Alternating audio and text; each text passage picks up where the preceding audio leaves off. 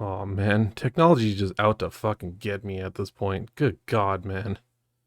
Have you Yeah. tried unplugging everything and plugging it back in? Don't start. Don't start with that shit. Oh, no, I'm starting. It's like the Krusty the Clown like technical difficulties bit.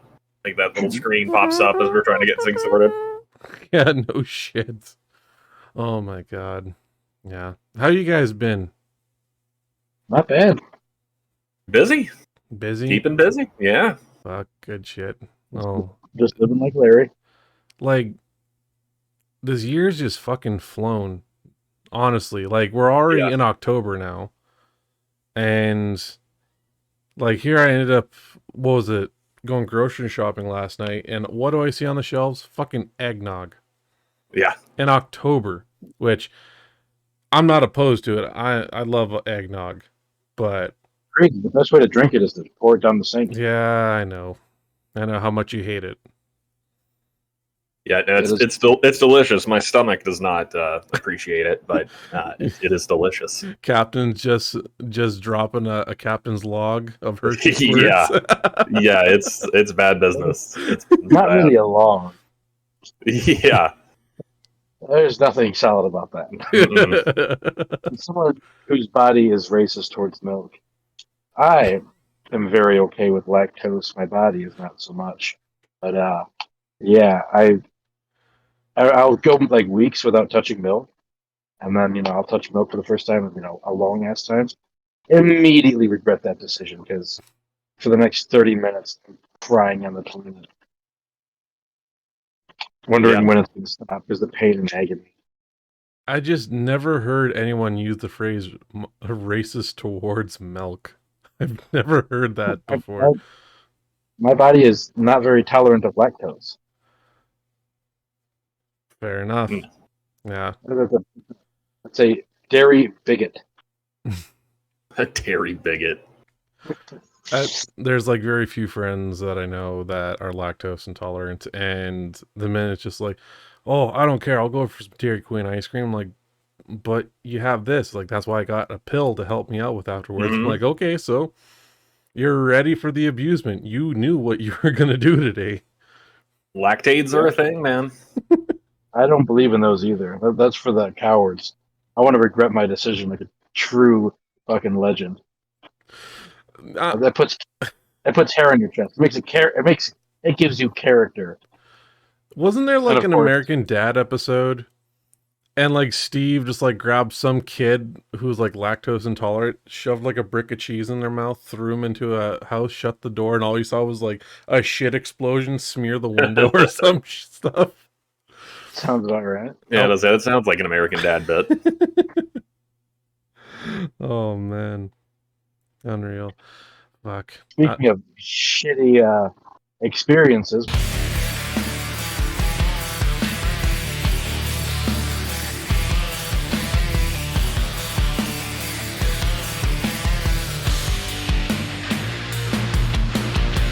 I'm your host, uh, Papa Gnome, with your cool sidekick hosts, Captain Who and Big Red Gamer. Hello, everybody. Hey, how's it going, everyone? He'll get the ranking one day. Yeah, it's fine. It's fine. My brain is mush, and I'm not even high. Oh man. Well, I was surprised you're pretty burnt out. Compared to what events you got up to the other night, hey? No, that's why it's mush. I don't blame you. That's a big fucking step. Captain, Yeah. did you know Gnome went ahead and got to cross something off his bucket list last night? Oh, what was that? I did an open mic. Oh, that's fun. Nice. Yeah, it went better than I thought. Good. But also the people that went before me were kind of ass, and I've been entertaining parties for years, so There you it go. came sort of natural. Fucking A. And Proud of you, buddy. I made a suicide joke, and it went over very well, which was extremely surprising. Oh, it is the comedy, so. I was like, when I looking for an apartment in Chicago, one of the selling points was closet space. And I had 3 different closets to pick from. I said, "Ooh, with a variety of where I could hang myself," and they ate it up. Yeah, I'm glad it went well for you. Radio, Thank buddy. you. Well, as you guys know, 'tis the season to be spooky. So, to lead us off, Captain, Yes. what news do you bring us from the other worlds? Well, well, this is other worlds. Kind of what I'm going to briefly touch on first, just because it's on my mind, and then we'll get into my actual topic for it. But I've been playing the Phantom Liberty, the Cyberpunk expansion. How's that? It's spectacular. Spy thriller. Part of it, if you go down a certain path, turns into a damn horror game like Alien Isolation. Oh shit. I got stuck on that part when I was playing last night, and I was getting really frustrated because this damn robot kept killing me over and over. Like, I've got hundreds of hours in Cyberpunk. I have never died more than in that sequence. That thing was killing me. But there's a lot of like rogue AI kind of things going on in the DLC. Rogue AI from Beyond the Black Wall, which are so different from humans, even the chromed up humans of the world of Cyberpunk, that they might as well be alien. And they are terrifying in this game. I highly recommend everyone play it up. It's too crazy good. But it kind of got me thinking, like, this, Cyberpunk game where there's been a couple scary moments, and then you go into a full-on horror section. Maybe think of other media that's kind of done that too. So I thought maybe we could talk about like sitcoms or just general television shows that randomly do like a horror episode. Yeah. Whether it be like a Halloween special or sorts. Right. Yeah. So I thought that would be, and it even doesn't even have to be specifically, there's something that gets really outside of the wheelhouse of what that show would normally be. Yeah. Something that's like completely like, you're just like, oh, they're going to try this? Okay. Yeah. Yeah. Oh, absolutely. So what's your first pick? So I'm not going to go in any particular order. I'm just going to kind of bring them up as they come to mind. But the first one is one of my absolute favorite episodes of television. Community Season 2, Epidemiology. That was mine too, damn it. Yeah. Just randomly doing a zombie episode. So funny. Like, my wife and I will quote bits from that episode all the time because it's still really, really funny. But then, it's zombies, and the whole time you're watching it, you're like, okay, so this has to be like a dream or something, because like they're turning like main characters into zombies. They do the Shaun of the Dead bit where they pull Annie through the window. Like, yeah. But Jeff Winger, still cool as a zombie. I love that. Yeah. We'll do when I was at comic convention a few years back, I had taken some edibles before we walked over. And then I get into the actual convention and it hits me. And it made me think of the line with the Chiquita MD, the doctor that's dressed up as a banana. And he's talking about the different symptoms and he's of turning into the zombie. And the last one is slurred speech. And that's very much what I felt like. Because even my wife looked over, she's like, "Are you okay?" And I was like, "Slur speech." Like, oh, I have made a mistake. I should not have done this. Oh, I gotta rewatch that episode this season. Oh my god, such a good show. I think what was it? Because like Pierce was like patient zero in there, wasn't he? Yeah, and then Starburns. Hey, would you like to walk on my plank? And then like just gets bitten. Fuck. When because Pierce is dressed as Captain Kirk. It's like, if he gets any more red or bloated, his costume's going to reach new levels of authenticity.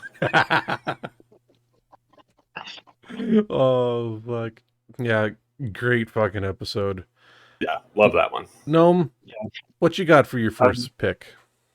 Well, before we hop off that, I always think it's funny that Chevy Chase, and Joel McHale worked together on that show, and then years later, uh, Joel McHale plays Chevy Chase in a movie. Oh, in that That has, National Lampoon movie, right? Yeah, that was a good one. and I fucking love that movie. Oh, so good. So damn good. And shows that have, switched to horror for an episode. I really like Smiling Friends when they did that. I don't think I've ever heard of that show before. I only know of it because I see the case of it at work sometimes. Oh no, it's a really good adult animation show. It has its own formula, and it's totally different from like other adult shows. I appreciate that heavily because it's not. The animation style changes up all the time depending on what they're trying to convey. And like you've seen Ren and Stimpy, you know how like they'll do like an uncomfortable close up zoom and get very detailed and gross with it. They kind of do that, but not as gross. There's like a bit where like this guy's trying to make this other guy, happy so he doesn't kill himself. This whole episode, and then he all of a sudden out of nowhere they just cross paths, and the guy's like, I have found my purpose and I no longer want to empty out my head with this 45 that I've been carrying on this whole time. And then it cuts to him and he just looks defeated, sad, depressed. And just zooms in, like he looks like he's just given up all hope, like his whole family just died in front of him. And he's like coming to terms with it. And they'll do like close-ups like that. It's a hilarious show. Because like their whole job is just making people smile and laugh and shit. And they do like enough like references and Easter eggs to like not only like internet culture but also just pop culture in general. Okay. And they did a Halloween episode where Pip is supposed to go out into the forest and grab sticks for this fire that they want to have, and he gets chased by a monster. That's just real good show. Sounds good. I'll have to check this one out. And it's called like what? Smiling Friends? Yes. I'll have to give that one a go. It's funny I made a reference towards American Dad earlier, but they have a lot of good like Halloween horror specials. Yeah. But there's one in particular that's my favorite, and it's Hot Water. It's where Stan gets the talking hot tub, where it's voiced by CeeLo Green. Oh, yeah. That's a good one. Where it's kind of a combination of like Christine and Little Shop of Horrors. Yeah. And just like a possessed, hot tub that he gets, to the point that like Francine and the kids leave him because he's so obsessed with it. And then to the point that he brought it into the house.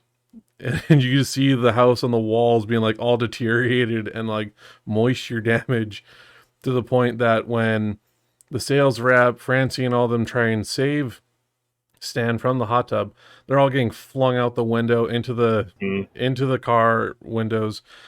And the best closing is just CeeLo Green just going like, well, yeah, that's right. Stan and everyone are dead. Right. Goodbye. And just fade to black.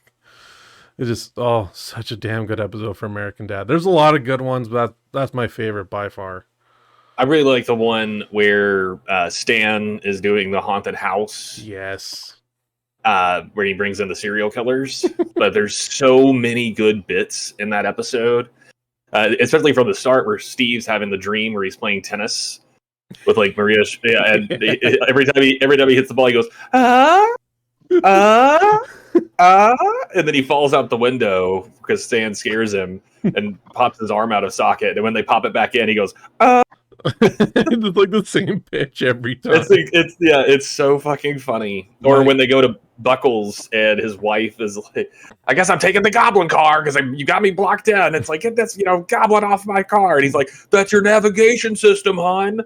And he goes, at the next corner, take a fright. Yeah. My favorite bit from that episode is when they're running from the serial killers after Roger let them loose. Yeah. And they barricade themselves into, well, not barricade, but they're in the kitchen, and Roger's like leaned up against the door, and all the killers are trying to push down the door, and you hear one of them say like, we can't get in, someone put a fridge in front of the door, and Roger just looks all defeated like, this is my wake-up call. I love Ranger. Oh, so fucking good. Yeah. All right. What's your next go there, Captain? So Doctor Who is definitely known for doing some scary episodes from time to time. I mean, the Daleks alone are terrifying. But the episode I think that most people would agree that is the truly scary episode is Blink from season 3. I've heard of this one. This is the introduction of the Weeping Angels. Oh shit! You've told me about them before. Yeah, and the angels are quantum locked, is what it's the lore term for them. That if anything is looking at them, they turn to stone. Right. But if they're not being perceived, if someone's not looking at them, they can move faster than you can imagine, and they feed off temporal energy. So if an angel touches you, they send you back in time or forward in time, and then feed off the energy of what your life was supposed to be. Damn, this sounds like a more intense version of Slender Man in the 8 pages. Yeah, it's really creepy, and it's one of those where it's a very Doctor Light episode. Okay. You follow a woman named Sally Sparrow for the majority of it, but the Doctor and Martha had been sent back in time to the 60s. They got caught off guard by the angels. Right. And so now the Doctor, through like recorded messages, is trying to get away to get his TARDIS back. And he's got, the speech in there where he's just like, don't blink and you're dead. Like, you have to just stare at them, because and there'll be moments where someone, like, they do blink and the angel, which was 30 yards away, is right in front of you. And they like snarling, and yeah, they're absolutely terrifying.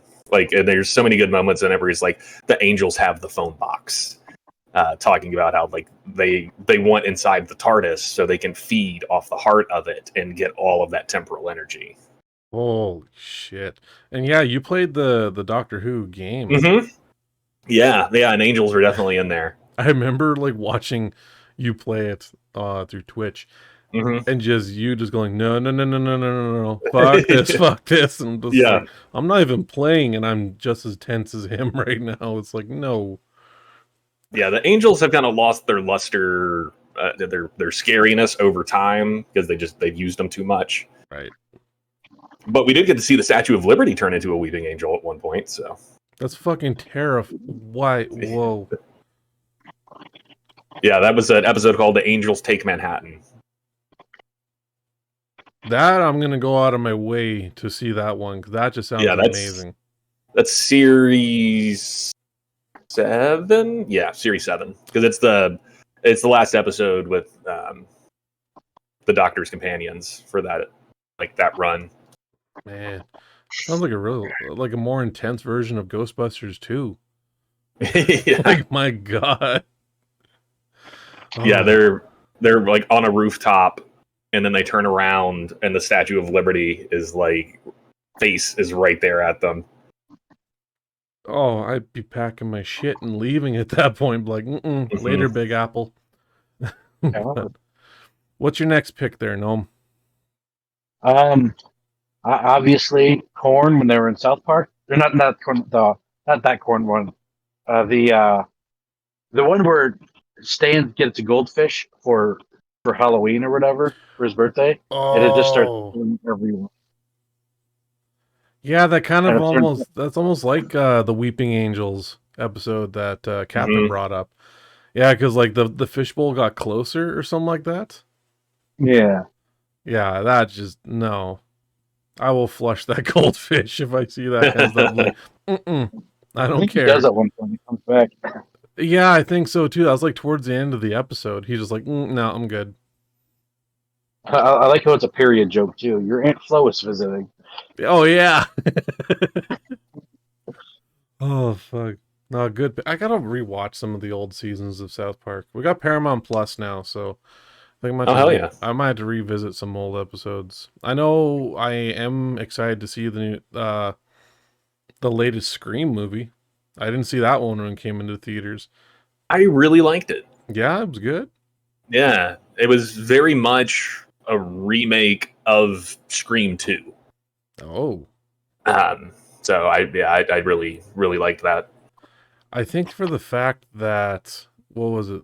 the last Scream that I saw was the one that got put on Netflix. And that Is one, is that the one that introduced the new cast? I think so. It's been a bit since I've seen that, but I remember watching it. I was like, I don't know. Didn't really do it for me that much. The Core Four, as they call themselves now. But no, like when I saw that they were bringing back like some of the original cast for that one, I was like, okay, I might have to watch these new ones. Because like this newest one, they're in New York now, aren't they? Yes, the newest one takes place in New York. And then apparently the sequel is supposed to take place in Hollywood. I mean, if they're following along with the original trilogy or the original set of movies, then yeah, the third one would be in Hollywood. Okay, so I got some catching up to do for sure. Yeah. They're cranked out those Scream movies, and they were like a huge cultural phenomenon. Mm. And then like everyone knows the masks, but not everyone's seen the movie, but you know exactly what it's from. Oh yeah, Ghostface. But yeah. Okay, and then since we already talked about Community's episode there, I'm gonna throw one in here from Family Matters, the Stevel episode. If you guys, it was basically a ripoff of Child's Play, and it all happened because Steve Urkel made a ventriloquist dummy that was just a little version of him. And in this episode, little Stevel was taking out all the members of the family, but it was just a bad dream. But of course, like, it wasn't the last time we see Stevel. Like, it wouldn't be till like season 9 that he'd be coming back for Stevel Part 2. I was like, oh shit, here we go. But yeah, that'd be like the last round pick that I got for that. I put it pretty low because like I haven't watched Family Matters in a hot minute. But I do remember that episode pretty well. I was just trying to stay away from Treehouse of Horrors because I was like, right. I think I've chosen that a few times before. But yeah, what you guys got? Captain. So the last one I'm gonna bring up, and it's just like I remember watching this when I was a kid. Okay. And it was traumatizing. And it was one of those things that, you know, in the pre-internet media, if you saw something and then you never saw it again, you have to start to wonder, like, did I imagine this? It was just a weird fever dream? But it's an episode of Salute Your Shorts, which was, a Nickelodeon show from the 90s about kids at Camp Anawana. And it was a silly show, you know, the character is named Donkey Lips and shit like that. Like, you know, it's silly, but there's one episode, I think it's called like Ghost Story, something like that, where they're, you know, all telling ghost stories around the fire, but they tell the story of a guy who used to work at the camp, named Zeke the Plumber. And he's like a Freddy Krueger-esque character. He's got this, can't remember if it was actually a mask or his face was just loose. But he had this like latex face. He had his nose covered. He wore a trucker style hat, and he carried around a plunger. And I remember a sequence where one of the characters said that they wanted to play ball, like basketball, and instead and they were very tomboyish, and so he like put them in a dress and they're making them dance and like, you said you wanted a ball. Like, it is just a weird fever dream of an episode. Like Freddy Krueger custodian kind of thing, which, I mean, Freddy Krueger, I guess, was also that. But yeah, it's a really, really creepy, unsettling episode that I think probably traumatized quite a few kids. I didn't watch this show. I've heard of it growing up, but I never watched it.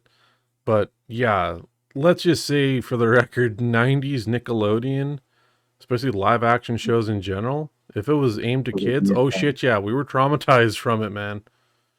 Yeah, you should. I just Googled it because I wanted to make sure I was remembering right. And Red, you can put this up in editing, but that's Zeke the Plumber. Oh, good God. Right? That's terrifying. On a show that's like about a goofy summer camp, and then this motherfucker shows up? What show is this again? That's like Michael Myers' creepy cousin. Like, my God. Yeah, Salute Your Shorts. Oh, okay. I was about to say, because someone was talking over you rudely. Not going to name names, but it wasn't me. And it wasn't you It was that Zeke. rudely told me. It was An asshole. it was Zeke the plumber. Yeah, exactly. Fucking Zeke. Gnome, what's your final? The zombie episode from Doom Patrol. Oh, with the butts? No, I don't think there were butts in there. Was there? I don't No, know. it was like Well, when, there's zombie butts that happen too. I remember that one pretty good.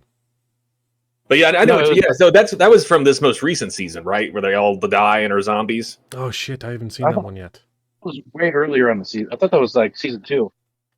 Could have been. It's been a minute since I've watched Doom Patrol. I've been Yeah. waiting to do a rewatch because the final set of episodes is coming out soon. So I Mhm. wanted to time my rewatch so I would be ready just to roll right into that. Yeah, I think I'm gonna do that too. Yeah, I fucking love that show. Oh That episode was great. I love how it ended. man, I'm not ready to say goodbye to Doom Patrol. That show I was so know. fucking good. It's so good. Oh. It has no right to be as good as it is. Oh, and I feel like that show like reignited Brendan Fraser's Oh yeah. career easily. I mean, in the first like 5 minutes of the episode, you just see him bare ass balls deep. He's Yeah. just, oh, it's so good. Like, yeah, just I love him portraying Robot Man. Yeah. Like, just it's amazing, especially the scene where he's like, oh, what was it? What's the character's name? Something the Street. Oh, Danny the Street. Thank you. And like Flex Mentallo hits a certain muscle and everyone has an orgasm and he just like joins in, just like, oh yeah, because you can't feel shit, obviously. Yeah.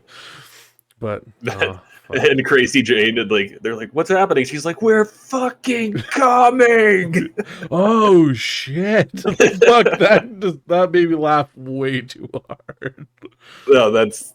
I mean, I Oh. love even Mr. Nobody in like the second episode when he's talking to the chief at the very beginning, and he's talking to us, and the chief's like, "Who are you talking to?" And it's like, whoever stuck around after the donkey fart, Grant Morrison fans, Reddit trolls. Yeah.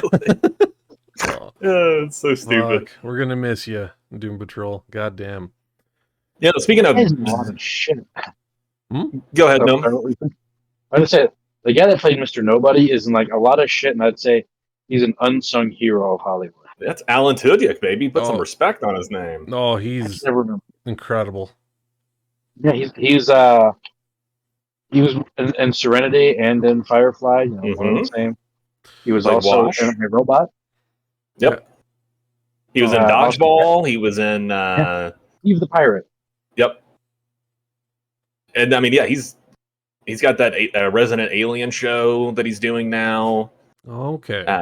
He's also the voice of Joker and Clayface on Harley Quinn. Right. I remember you telling me this last time. Shit. Yeah. Yeah, he's incredible. That man went to Juilliard. Man. Oh, But talking about the zombies, the zombie episode of Doom Patrol, there is I want to just tag in an honorable mention here there's another episode of Doctor Who. It's called Death in Heaven. It's from series 8, I want to say, where the Doctor's oldest friend gets him a surprise, an army of Cybermen, which Cybermen are originally from a planet called Mondas, which is like Earth's twin, but they're inevitable. They come up in every society, but it's humans that have augmented themselves and turned themselves into Cybermen to be more efficient, to be better. But Missy creates this particular virus kind of thing that when it rains, it converts every dead body into a Cyberman. So, like, you've got scenes taking place in graveyards where cyber bodies are crawling out of graves. You see the companion's boyfriend who had died, like, he takes off part of his cyber helmet and he is gray and dead, but he's still moving. And it's, very, very creepy. That sounds like the ending right out of Return of the Living Dead. Yeah, I mean, it's a... I mean, you think about it, though, in terms of recycling, it's Oh, that's amazing, though. Like, holy shit. Yeah. But yeah, That one's a really good one. I liked it a lot. But yeah, that came to mind when he mentioned the zombie Doom Patrol. I was like, oh fuck yeah, Death in Heaven, when they get the fucking convert all the dead people in the world to cyber people. Man, I think if I had to throw in an honorable mention, I might as well go into it for Treehouse of Horrors. But it's going to be when Bart tried to bring back Snowball and ended up like just bringing everyone back from the dead. It's great. You killed the zombie Flanders. He was a zombie? Yeah. Show's over, Shakespeare. And he's just like killing all these fuckers in the school. Like, oh, it's so great. Such a great episode. But yeah. I love Flanders. Oh, Cattle-a-doodly.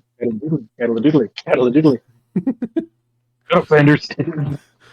We're, primarily a gaming podcast. Oh, yeah. We've all been playing games, I fucking hope. What have you gentlemen been playing? I think Red's been building more than playing. Yeah, I've been building a lot of games, like more than playing, absolutely. There's been a few that I've been messing around with when I've had a time to take it easy. Lately it's been Mortal Kombat 1. Ooh. And I've heard good things. Oh, it is so good. Like the story of it is incredible. It's not even like a reboot. It's connected to Mortal Kombat 11. When you find out. I'm not going to give spoilers because I know both of you are looking to play it. I'm probably going to wait until they do the inevitable like Ultimate Edition that's got all the DLC and shit in it. Understandable. But yeah, I'm looking forward to digging into it. I've liked the last few that I played. Yeah, so I won't wreck the story for you, but it is incredible. Like, my God. Just, oh. They should add more than just, what's his fucking name? Homelander from The Boys. Who else from The Boys would you want in there?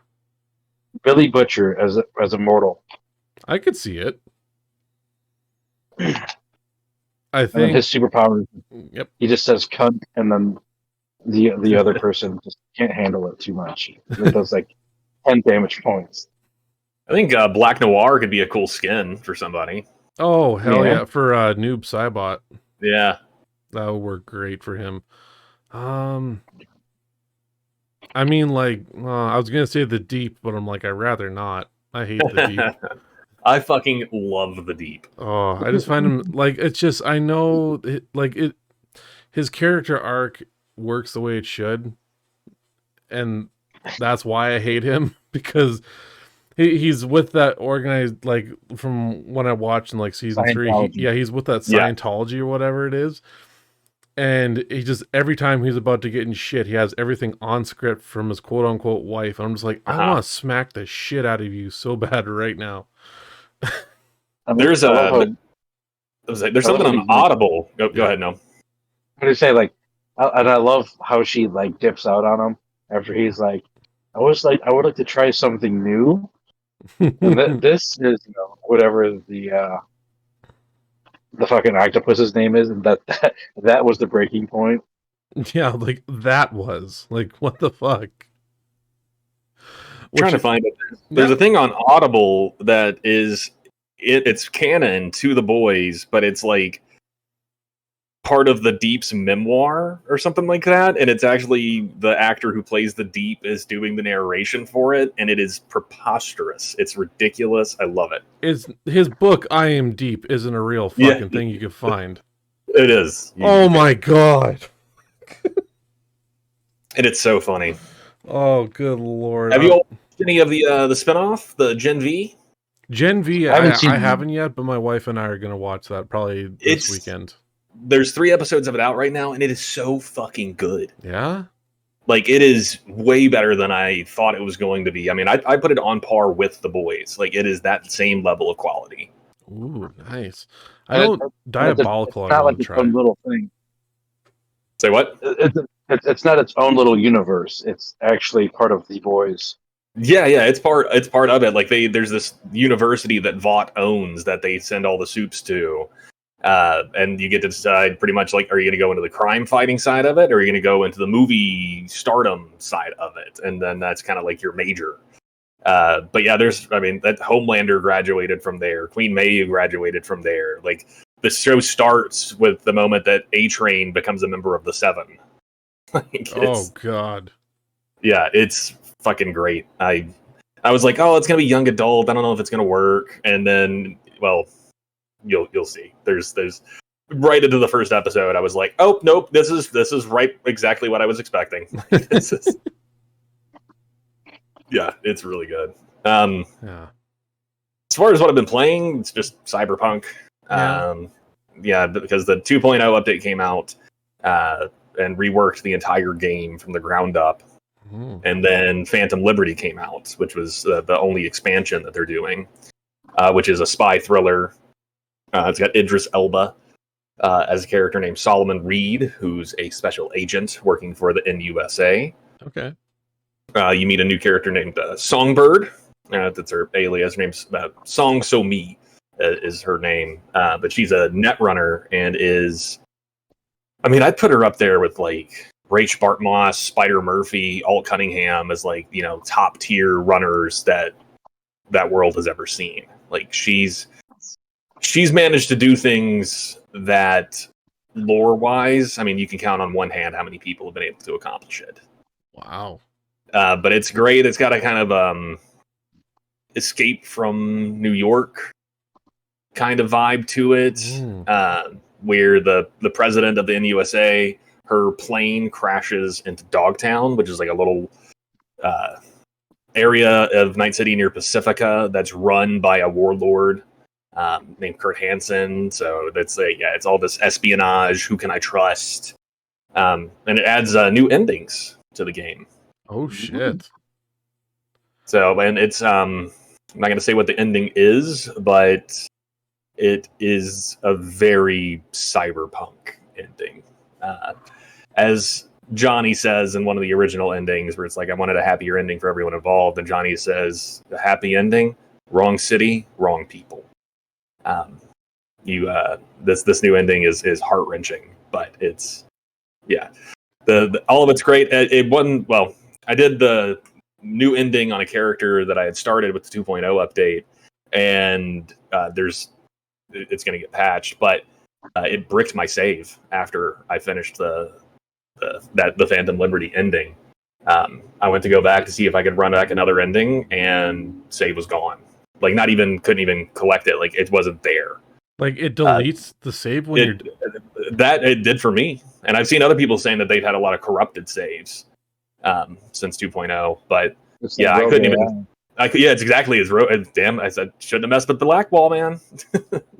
But yeah, no, it completely... No, I didn't have a lot of time in on that character, so I wasn't, super upset about it. But if it had been like my original V that I've got, a lot of hours on, I would have been pretty upset. Like, wow. That would suck if you had like a new game plus mode on there.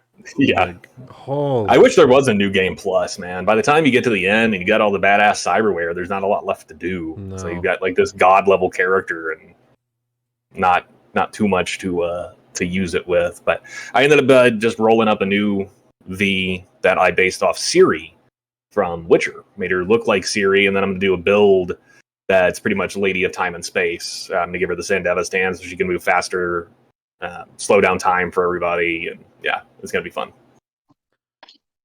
You just said Siri, and at one point, sorry, I just had to look at my phone quick to make sure it wasn't picking up what I was talking. I'm just thinking like, did Apple pay you to make a character in Cyberpunk? I thought in The Witcher, Ciri references Cyberpunk. Okay. She doesn't call it that directly, but she talks about traveling between worlds and going to one where they have horseless carriages that fly through the air and people have metal embedded in their skin. So she's obviously talking about the world of Cyberpunk. Well, yeah. Holy shit. So I was like, I'm just gonna role play her. Mm-hmm. What you been playing, Gnome? I've been playing a lot of Starfield, and I've had a game-breaking bug where I need to talk to a guy, but it won't let me talk to him. And it's really fucking annoying because I'm trying to complete this quest line so I can get this badass ship, that all it does is just waffle stomp the bad guys, because the ship they give you is kind of ass. It doesn't operate all that well compared to the one that you get from this quest line. So I just need to finish this thing, and then I can get it. But other than that, I like the game, the environment, the world. I think it's very well done. There are some complaints that a lot of people have, and I can see why they're complaining about it. But I'm just not a fan of the UI. Like if you go from, I'm more of a Fallout guy, but it has more of a Skyrim style UI. I don't like that at all, because like you have to go through menu to menu to menu to menu to menu to menu to get to whatever you need to do, and it's really fucking annoying. Rather than, in my opinion, they should have just gone to tabs. Because if like you got to switch up what weapon you have equipped, and then you want to go to a planet, to a totally different planet, a totally different system. You have to, back out of that, Yeah. go to the maps. You have to hit B twice because it'll pull you out of. It'll be like be focused on the planet you're on, and then it'll go to the that star system. You got to hit B again, find the star system you want to go to that system, find the planet you want to land on, go to the planet, and then select the landing spot that you want to go to. This just sounds And confusing as fuck, man. Like, holy hell. I wouldn't say confusing, just more monotonous and fucking annoying. Yeah. Like, I have no desire to even try Starfield. Can I ask why? Uh, it's, it's just Skyrim in space. And I didn't even like Skyrim when I tried it. And it's just like, you You're not mentioned a the Fallout menu guy. tabs, and I'm just like, fuck. I'm like, I hated that. I'm like, that was almost like the biggest fucking turnoff for me from Skyrim. Was just the the menu tabs? tabs, and I was like, this is not needed, man. Yeah. Like, my god. Um, At least with that one, you could hit like the the D-pad, and it would back you out of menus. You have to hit B, and there Mhm. is like, because if you want to go from, oh, I need to equip this sword because this guy is not very doesn't like fire damage too much. All right, I'm going to change shouts because I'm going to blow hot air on him. Yeah. You just smash the D-pad a couple times. You're right where you need to be. But not this one. You got to really fucking mash the D-pad. Yeah. I don't know. Like, it's just when it came to Skyrim, I just was not fucking interested after giving it probably like, I don't know, half hour, 45 minutes of a try with it.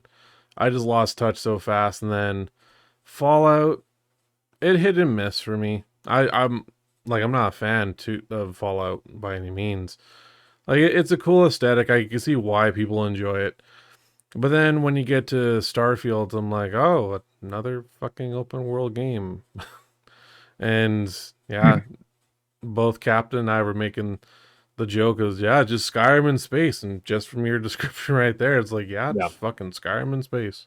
I just wish that Bethesda would update their fucking engine once in a while. I Like, think there's no reason that Starfield should look exactly like Skyrim, and that came out in 2011.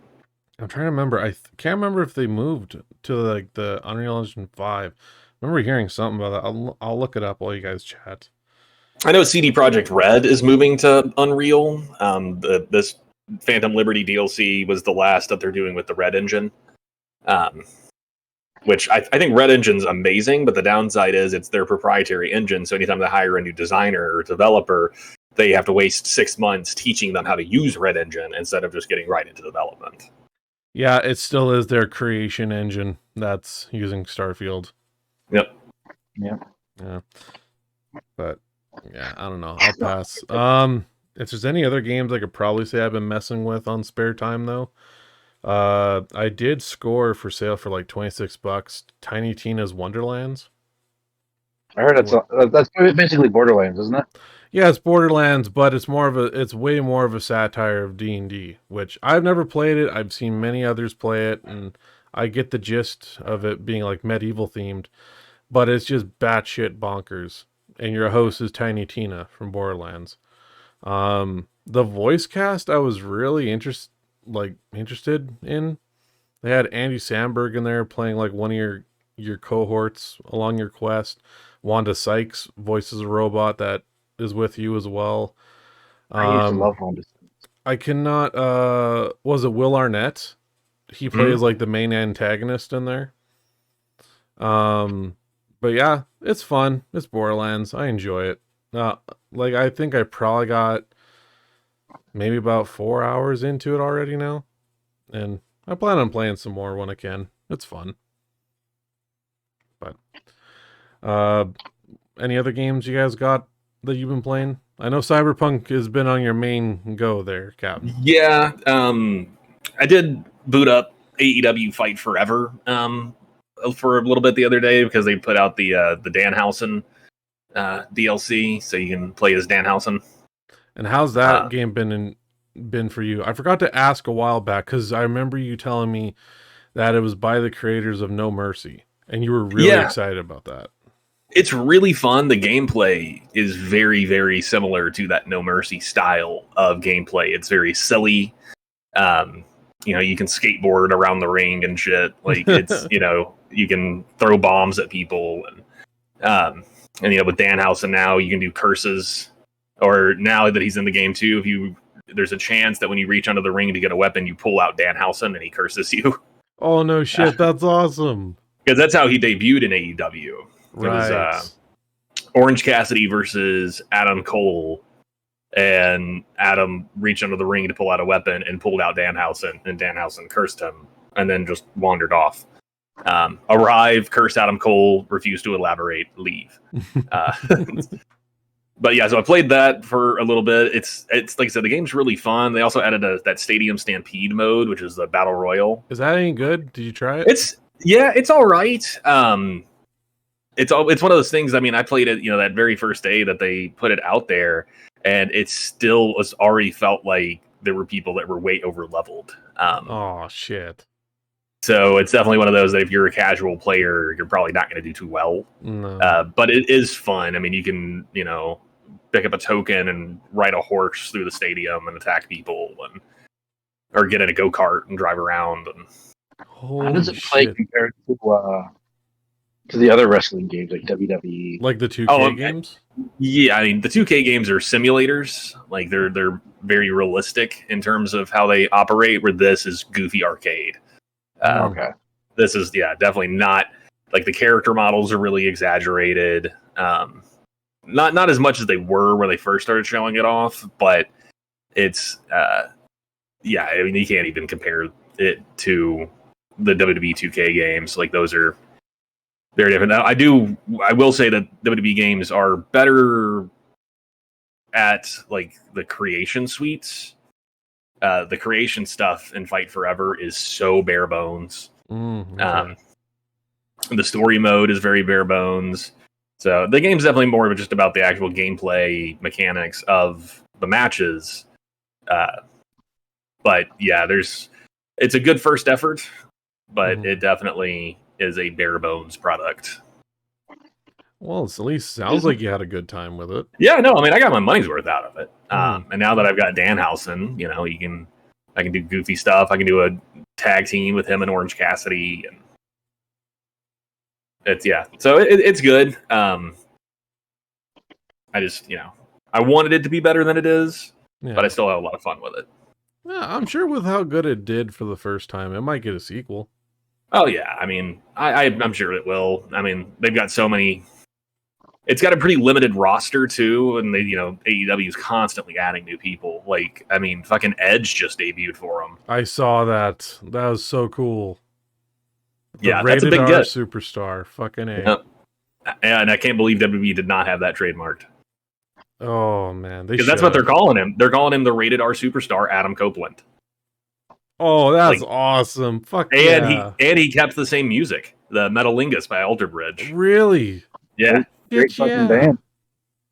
They even Edge's theme always started in WWE with the clip from his original theme song back in like '97 of it being like, "You think you know me," but that obviously WWE owns, so they re-recorded it with his wife, and it says, "You think you know him." So instead of "You think you know me," it's "You think you know him," but it's done in the exact same style, and then it goes right into Metalingus. Oh yeah. So yeah, that's a big loss for WWE to lose him. But His best friend Christian is in AEW, having the fucking run of his life. So I'm sure Edge wants to just, retire with his best friend. I feel like WWE is starting to lose its spark, and AEW is just like leading the charge now, which I'm fine with. Like AEW's got the more like the punk rock kind of feel. They're the underdog. They're only 4 years old. yeah. But in that 4 years, they've gotten, had the biggest wrestling show in history. They've got major legends. They did just lose CM Punk, but that was Punk's fault. Oh, easily, yeah. But yeah, like so many fucking noticeable names you see show up in the ring. Like, isn't Sting in there as well? Oh yeah, yep. Like Sting, Chris Jericho, Jake the Snake is a manager for them. Hell, badass Billy Gunn is part of the Trios champions right now. Damn, man, good lord. Which now he's still Billy Gunn, but now everyone just calls him Daddy Ass. Gnome, wouldn't that be your stage name? No, that would not be my stage name. I was thinking of going with Richard Cockholster. Good. No, the Daddy Ass stuff is hilarious, and it's one of those things. Like, wrestling lore is so convoluted, and like AEW like flat out acknowledges the existence of other companies and the storylines from other companies, which WWE does not do. WWE is like, if it didn't happen here, it didn't happen. No. So the Acclaimed is a tag team that Billy is now associated with, and they were wrestling against this tag team called Swerve in Our Glory, which was Swerve Strickland and Keith Lee. Keith Lee, one of his catchphrases is "Bask in my glory," and so he would have a chant set to the tune of Seven Nation Army, where people were like, "Oh, bask in his glory." And the Acclaimed do a bit where they say "Scissor me," and that's their thing. They scissor. Oh my god! And so then, as they're wrestling, the crowd starts chanting, "Oh, scissor me, daddy," to the Seven Nation Army, like, "Oh, scissor me, daddy."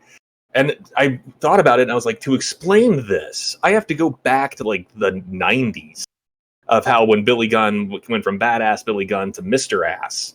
And then how Danhausen calls Billy Gunn's kids the Ass Boys because he thinks Billy's name is Billy Ass. Because his tights say Mr. Ass.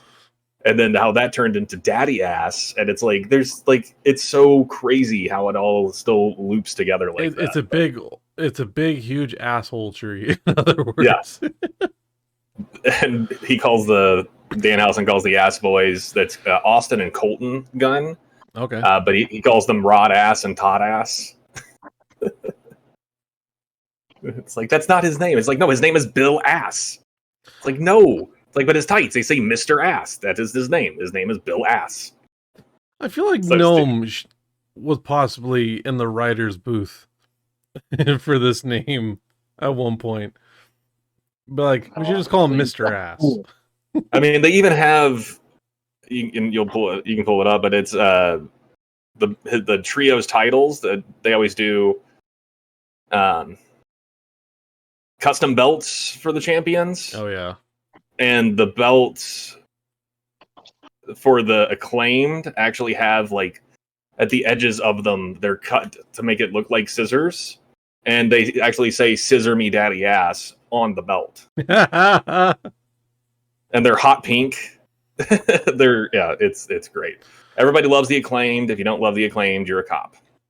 That's all. That's it there. But yeah, that's why I always have to say, like with like John Oliver says, wrestling is better than the things you like. Damn. I mean, like, I gotta start getting into AEW. Sorry there, Gnome. You were saying? John Oliver, the comedian? The English comedian? Yeah. Oh, wow. Yeah. He's a big wrestling fan. Professor Duncan. Really? Yeah. I was trying to see if I could find a picture of that Trios belt, but I don't see it. You have a drinking problem. Oh, we're talking about problems now, are we? Who here has a fetish for Dalmatians? It's like, fuck. This better not awaken anything. Yeah. Oh, something else, and then we can move on. Yeah. Do you remember in The Waterboy, the Adam Sandler movie? Gatorade. Yep. Yeah, how Big Show is in that movie as Captain Insano. Yeah. And it's like, powerbomb courtesy of Captain Insano. Captain Insano shows no mercy. The Acclaimed actually did a music video, and I don't know how Tony Khan, the owner of AEW, pulled this off. He got the rights to Captain Insano. And so Paul White, the Big Show, reprised his role as Captain Get Insano. the fuck out of here. I gotta find this clip. And then they also, they're now doing like micro brawler figures on the Shop AEW site of Captain Insano. That's awesome. And it's like, again, AEW, if it happened, they acknowledge it. Man. Oh, yeah. WWE better step up their game. Daddy ass. That's awesome. It's so stupid. Fuck. Oh, boy. Well, so within the spirit of the spooky season now upon us, Indeed. I'm curious, what are our current top 3 horror movies that we're eager to watch, whether they are old or to be coming to theaters soon? I will launch this off with one of my personal favorites, Chucky's Bride. I always love watching that during the spooky season.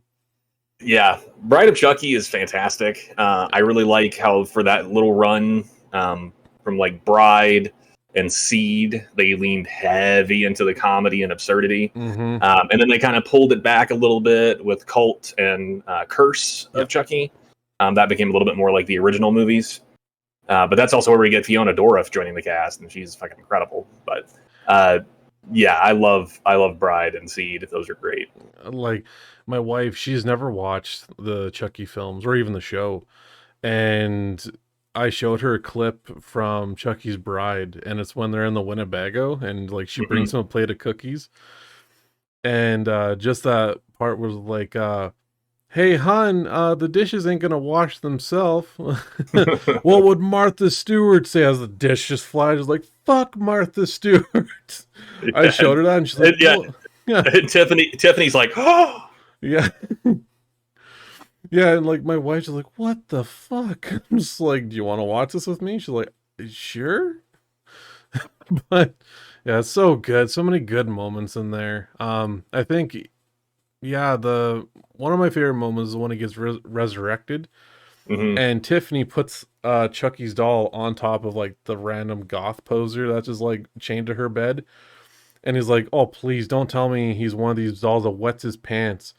And then you just see the lightning strike and his head turn back full 180 and be like, it ain't the size, asshole. It's how you use it. And just rips the piercings out of his lip. So good. I like what after he smothers him and he's just sitting there on the pillow when he's like, hey, you Tiff. Yeah. Yeah, that's all so good. Speaking of Chuck, the new season starts tonight. As we record this, Chucky in the White House. But I've been in the promotion for it. If you texted a certain number, you're texting Chucky, and so he sends texts every couple of days now, and just promoting the show.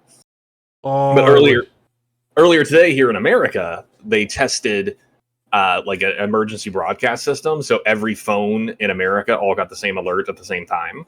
Just saying, like, this is a test of the broadcast system. Yeah. And right after that, I'm talking 20 minutes after that, I got a text from Chucky saying, did you all get that alert? I'm pushing every button I can over here at the White House. Get ready to see what I can do tonight. That's fucking awesome. I was like, that is some grade A marketing, my friend. That is so good. Fuck yeah, Chucky. Oh, I'm so glad that he's going for season 3. Yeah. Already. Like, my God. I'm gonna switch this one now. Gnome, what is your first pick for a horror movie you're looking forward to for the spooky season? Zombieland every year, baby. Oh, that's a good one. To me, that's a good movie to just have a 6-pack and a joint. Yeah. And just not care. Like, it's so good. Oh, man. Yeah, I liked the sequel too. The sequel was really good. Say what, Gnome? I haven't seen the sequel yet, but I've been. Yeah, the I want. sequel is better than it had any right to be. Oh, yeah. Trying to think of I think just the banter back and forth between Tallahassee and Columbus is just Hmm. fucking hysterical. like Yeah. like just to see them have like their first standoff on the highway, and he just popped up this little like dinky motorbike just to hide behind. Guns pointed, and all you see is just thumb pointed out. It's like, yeah, you don't want that smoke. Oh, Yeah, that's a good pick. yeah, good shit. Like, fucking classic. Oh yeah, Captain, what's your first pick? Um, I'm looking forward. I don't know if it came out in theaters or not already, but it's going to be on streaming on Peacock later this month. Is the Five Nights at Freddy's movie that Blumhouse did? That's one of my picks as well. My wife Yeah, and I were gonna go see that in theaters day one. yeah, I'm looking forward to that. I think that's going to be a lot of fun. I've never. It's not really my style of game to play. Mm-hmm. But I was watching Twitch streamer Aqualung. I was watching him play the first one last night, and his girlish screams every time that he would open the door, and it would be right there. Fucking hilarious. So yeah, I think, and I loved like that Willy's Wonderland movie that Nick Cage was in. That's very much that same Five Nights at Freddy style. There was also the Banana Splits. That's very similar. It's just that killer animatronic thing. Yeah. So I think it'll be fun. Oh yeah, I seen the Banana Splits one, and then I also saw what was it, Willy's Wonderland with like, Nicolas Cage. Yeah, those were good. Yeah, so I figure if Five Nights at Freddy's anything close to that, I'm gonna have a good time with it. And, it's made by Blumhouse as well. Exactly. So it's gonna be good. Yeah, they always do good work. Yeah. They had that weird thing where like they do it on a shoestring budget and then just print money. Yep. Yeah. Like I know, was it Blumhouse is also doing they're doing a new Exorcist film that's supposed to be coming out this month too. I started to see some of the reviews of that, and it's getting mostly favorable reviews. I think that the main issue a lot of people are having is that it's trying to follow in that legacy sequel. Oh, like they did with the Halloween films, eh? Yeah. So I don't know if we'll see. I mean, the Scream franchise is doing that same thing with the legacy sequel, but with Scream, I think it works because that series is so meta anyway. Mm. So I don't know. We'll see how it goes. I mean, I like the original Exorcist, so yeah, well, I'd be interested to check it out. It's still like because I think it's the same director, David Gordon Green, that's doing Exorcist. I think, from what I've heard. I'm after those last two Halloween movies, man. I don't know. I've gone back and watched Kills and Ends, and I'm like, yeah, the story's not that great. I like the kills. The kills were cool, but it's just it had good kills, but it didn't. No, I wish they spent that whole first movie going on and on about how Michael was not supernatural. Yeah, that he was just a man. And then they're like, JK, he's for sure supernatural. Mm-hmm. And it's like, ugh. And then the third one's not even about him. I don't know. They lost the plot. I hated the character Corey in that. He got more screen time. I'm like, because like there was one argument that I seen somebody have like in the comments saying like, oh, like this big bad man, Michael Myers, and he gets fucking bodied by fucking Corey to get his mask ripped away from him. I'm like, yeah, now I think about it, that did piss me off when I saw that. Well, because then they went, the end of the second one, they're like, oh, he's the personification of evil. He's unstoppable. And then in the third one, they're like, oh, he's just a feeble old man now. Yeah. And how they completely assassinated Laurie's character, how she acts, like, yeah, not a fan of those. But hey, maybe everyone's got a bad movie from time to time. I mean, Rian Johnson's Star Wars is pretty much universally hated, and then he busts out fucking banger film after banger film after that. So I don't know. Well, like just writers. The Halloween franchise is like having a goddamn bidding war right now between different studios, and like I hope to God whoever gets it next, like keep with the same tone as 2018's Michael Myers. Yeah. You know, like That one was good. that was incredible. That was the first movie I took my wife to when we were dating. And like I loved it, you know. That was just incredible. But still staying on topic with horror films here. I did see this on HBO not too long ago, but I do want to watch it again. Evil Dead Rise. I liked that. It was so good. Like, there's a lot of, like, you see, again, there's more people just, like, trashing it because it's, like, quote-unquote woke culture. I'm like, hey, you gotta stop with that fucking excuse. Like, if they're gonna bring in modern times, like, there's no dodging it. But the thing is, like, it works. Mm-hmm. It totally fucking works. Like, I think it's the first time an Evil Dead film actually made me queasy in my stomach. Yeah. And it was it was brutal. like the scene where like the kids are like digging into the mom. It's just like, ugh. I was like, fuck, that's brutal as shit. And I did pick up Bruce Campbell's cameo. I've only watched it the one time. I don't know that I caught it. So if you don't mind me telling you, or unless you want to, so when one of the kids is listening to the records that came with the Necronomicon, Mm-hmm. one of the priests in there talking is Bruce Campbell. Oh.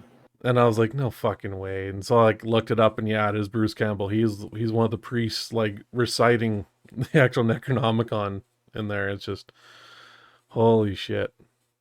Every time I hear the Necronomicon, I immediately think of that the whitest kids you know bit when they're playing with the gun. Oh yeah. And rest in peace, Trevor Moore. Gone too soon. So, Gnome, what's your next pick? My next pick. Let's see. I already said Zombieland. Mm-hmm. I'd probably have to go with another classic, Tucker and Dale versus Evil. That's a good one. Fucking A. Love that movie. That movie was a fucking banger. Yeah. I watch it every year now. I think I saw it back in 2018, and then every year that became a staple of mine to watch every time. Mm-hmm. No, it's one that I can revisit anytime and just fucking love it. It's also one that I quote frequently. Like if I've had a rough day at work, had bullshit going on, I get home and I'm like, I have had a doozy of a day. my favorite line, and it's only because like you brought it up from time to time, is like, goddamn college kids just running headfirst into Chippy. Like, headfirst into the wood chipper and Chippy over there. These college kids just start killing themselves all over my property. Now, I don't know if you have had any experience with this, but we were scared shitless. There's everything about it that it putting the tropes on its head. It's such a fucking magnificent. It's because it's a parody, but it's not. And I think that's what makes it work. It sort of has that Cabin in the Woods feel to it. Yeah, well, that's a great double feature. Cabin in the Woods and Tucker and Dale. Like, watch that back to back. Like, yeah, watch them back to back. Fuck. So I like how they use it. They use that from that one meme format. Like, who had this for whatever every time some wild shit happens for the world ending or whatever. Mm-hmm. I'm talking about from that movie. Yeah, there's memes of who had a gorilla getting shot at a zoo for the Doom Apocalypse. Shit like that. Yeah. I do appreciate that. All right. What's your next pick, Captain? One that I watched the other day, and I don't know that I'm necessarily gonna go out of my way to recommend this one. Okay. But it was interesting. It's called No One Will Save You. Okay. And I think I need to give it another watch. Okay. Because I enjoyed it, but I feel like there's stuff that I missed I think I would enjoy it more upon second viewing, knowing what I know. But essentially, it's aliens, or like an alien, abduction kind of thing. But the design of the aliens is super fucking creepy. Oh.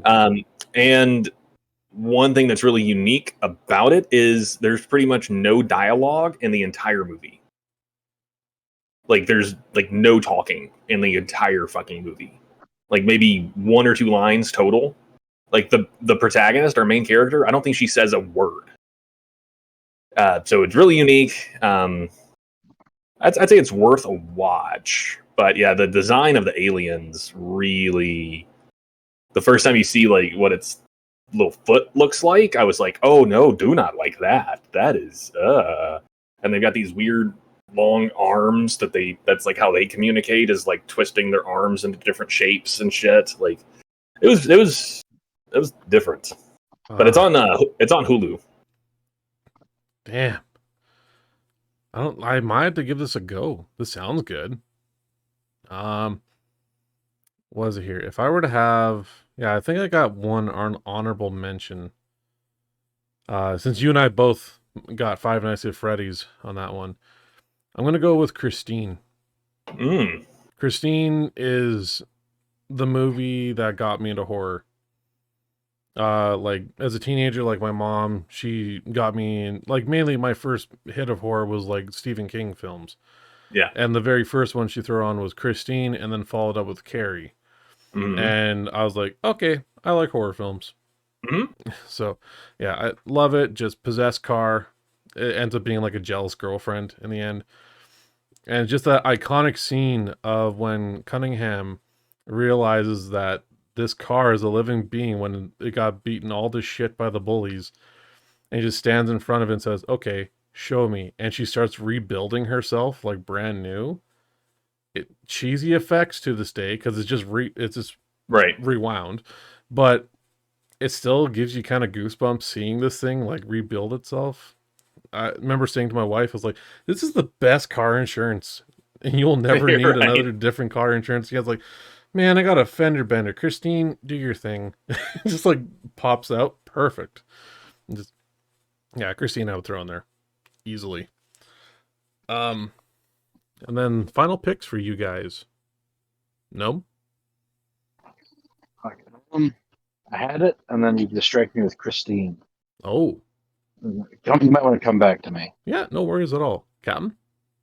So other one that I'm looking forward to, and I think, it comes out in just a couple of days, is the new VHS. Oh, you got me into this series, man. Yeah, VHS 85 is the new one. Which, for people that aren't familiar, VHS is an anthology movie series that comes out. They usually release one a year, and it's a series of short films, all kind of, using VHS. It's all very lo-fi. But I know that this one has got a story or a bit from Scott Derrickson, who did what's it called? The one with Ethan Hawke that I like so much, and now I'm blanking on the name. Black Phone. Well, yeah, he did Black Phone, but there was the Sinister. Oh, that's what it is. Yes. He also did Sinister.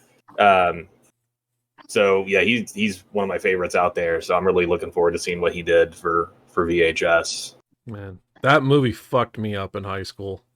Sinister? Yeah. That movie's fucking terrifying. The scene where like they find the footage and it's like the lawnmower. It's so bad they can't even show it, and you see Ethan Hawke like fucking flinch, like my God. And he like shuts the laptop because he's like, "Fuck that." Yeah, it's like, oh my God.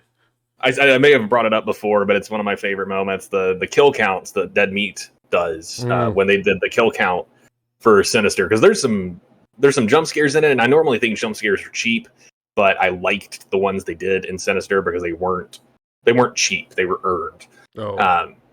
But there's one where he's like looking at a picture of Bagul, and he's like, out in the yard or whatever, and he puts the picture down, and then when the camera pans back up, Bagul is in the window in the exact same spot he was in the picture. Yes, oh my God.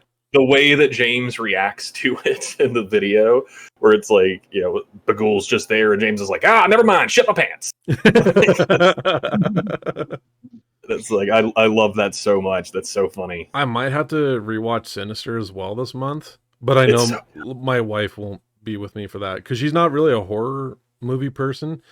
But if it involves like kids or it's very spiritual shit, like that's her no-go spot. But yeah, like for me, I'm all in for any horror. It's just when I start seeing like, dogs and animals getting sacrificed, that's where I can't watch. What about goats? How do you feel about goats? Just animals in general. I can't see that shit. It's just I'm either like cover my eyes and look away, and then if someone's sitting next to me like, is it done? I'm like, yeah, and then I'll just like look back at the screen just because I can't see that shit. I don't Saying know. Goats made me think of The Witch. Yeah, is that the one that looks like it's spelled The Vitch? Yeah. Oh, I think I've seen that title before. Oh, that movie's fucking killer. Love it. But yeah, there's a goat in it named Black Phillip. And yeah, there's without getting it, there's a line in it where it's like, trying to tempt them, I guess, is the way that I would phrase this, where it's like, wouldst thou like a pretty dress? The taste of butter. Like, it's so fucking it's so good. That's a movie that I will recommend forever. It's fucking slow burn of a film, but it's incredible. I can't think of the fucking movie I wanted to say. Can you describe it, and we could probably help you?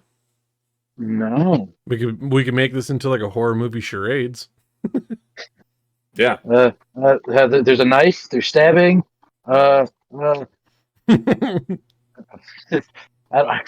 completely forget what it was, which sucks because it's a good one. It's not Friday the 13th, is it? No. Well, the problem is like I'm like shooting blanks on like any scenes from it. I was like, all right, this is what I want to say, and then you're like, Christine is my pick, and I was like, is that about a killer car? Yep. I started thinking about a car that just runs around running people over. Like when Bender becomes a werecar. Yes. Yeah. Another great episode. That'll be my honorable mention for that 2 subjects ago. 2 subjects. Just a werecar episode. Oh, right on. No, I get you on that blank, but yeah, there's always a lot of good horror films. I know anything new coming because usually this time of year I subscribe to Shudder for all of October, and fuck, the new season of Creepshow starts this month, and I am so ready. Like, I love Creepshow. It sucks that we had to wait, like, well, probably either because of COVID or something, but yeah, because I think there's only 3 seasons right now on Shudder, so this would be season 4. Yeah, that would be showing up, but I'm excited for it. Yeah, is there any like horror games you guys looking to play? I still need to play. I still need to play the new, or that. What was it? The Dark Pictures, the most recent one, Devil and Me. Oh, you would love it. Yeah, I saw it was on sale on PlayStation, so I thought about picking it up. Gnome and we did a Let's Play of that, which is still on YouTube. And yeah, we enjoyed every minute of it. It was great. It was a great final chapter to season 1. And then, oh, buddy, I just remembered there, Gnome. Season 2 starts this year. Yeah, have they officially announced the release of it? I haven't seen anything, but normally they try and release it anywhere between October and November. I do think it's funny that I accidentally predicted what the next one would be. Yeah, it was like it was in space. Yeah, I was like, I'd be cool with it in space if it was, whatever I described, and then like, all right, well, let's watch the trailer for the next one. Yeah. Exactly as I described. I just hear this snickering laugh from the other end of the mic. I'm just like, yeah, you fucking called it. Yeah. Yeah, it looks like the next one's called Directive 8020. Yeah, that's it. That's the next one, and yeah, it's very sci-fi horror. It's in space. I'm gonna go out on a limb, and it's gonna be like Alien. Yeah. You know? Yeah, it looks like the names of all 5 games in season 2 are out. Directive 8020, and then Intercession, and then Winterfold, then The Craven Man, and then the final one is just called Oh Death. Oh shit. Which makes me that makes me know that classic song where it's like Oh Death. Which I mean, obviously is a big thing in those games. So Oh yeah. It started with Until Dawn and then carried on into Dark Pictures, but yeah, I'm excited. I hope these games, like the fact that all 5 of those titles just got leaked or announced, gives me a lot of hope that this series isn't going to come to an abrupt end. Because I love what they're doing. And it's kind of cool who they bring out for like a celebrity cameo. Yeah. Because what Gnome and I realized in the games, they treat it like as if it's like Creepshow, Goosebumps, or Are You Afraid of the Dark, where a lot of its main cast gets recycled into different characters every game. But then they always have a celebrity cameo to play that one character. But yeah, it looks like they've got the logos for the games as well, from what I can see, and the logo for the Oh Death looks like kind of like a tarot card, but it has the what's his name, the curator. Oh, nice. Yeah, it's got a picture of him on a tarot card next to it, so that's going to be interesting. Oh, I like that character. Yeah, it fits so well. I'm really looking forward to this next one, and the last one really scratched the itch that the previous one just didn't quite get right in the ending. Yeah, it's just, I don't know. No, go ahead. I just didn't like how the third one ended the way it did. Oh yeah, that would have been Man of Medan. No, that's the first one. No, that would have been not the Devil in Me. That would have been the one that takes the one place where you're in like in Iraq, right? Yeah.